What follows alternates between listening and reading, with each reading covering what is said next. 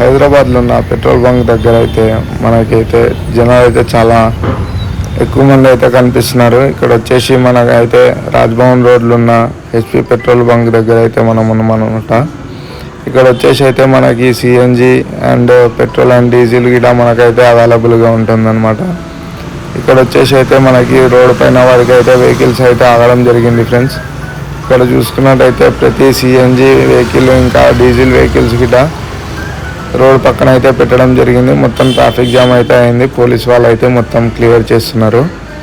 ఇక్కడ చూసుకున్నట్టయితే మనకైతే ఇప్పటి వరకు అయితే మన హెచ్పి పంపులో అయితే షార్టేజ్ అయితే లేదనమాట.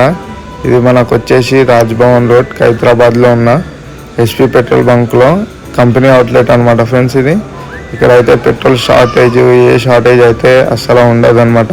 కంపెనీ నడిపిస్తుంది కాబట్టి కంపెనీ వాళ్ళు అయితే కంపెనీని అయితే లాస్ చేయరు కాబట్టి పెట్రోల్ అయితే మనకి ఎప్పుడైనా ఇక్కడ లభిస్తుంది. మీరు ఎవరైనా విజిట్ చేసి మీరైతే క్వాలిటీని గిట్ట టెస్ట్ చేయొచ్చు. ఇక్కడ చూసుకున్నట్టయితే ఇక్కడ సరౌండింగ్లో కూడా మనకైతే చాలా పంపులు అయితే బంద్ ఉన్నాయి అనమాట. ఇక్కడ వచ్చేసి ఈరోజు అయితే మనకి 25th రోజు మార్చిలో ఈరోజు అయితే జనాలు అయితే ఇలా ఉన్నారు ఫ్రెండ్స్. మొత్తం ఏ బంక్లో చూసినా జనాలు అయితే చాలామంది అయితే ఉన్నారు. ఎక్కువ మంది పానిక్ కాకుండా పోలీస్ వాళ్ళు ఇటా సెక్యూరిటీ అయితే ఇస్తున్నారు. వాళ్ళు చెప్తున్నారు కానీ పబ్లిక్ అయితే అసలు అయితే వింటలేరు. చూద్దాం ఇవి ఎన్ని రోజులు అయితే నడుస్తుందో. ఇట్లాంటి సిచ్యువేషన్ వస్తే మీరు చాలా జాగ్రత్తగా ఉండాలి, పానిక్ కాకుండా. Thank you.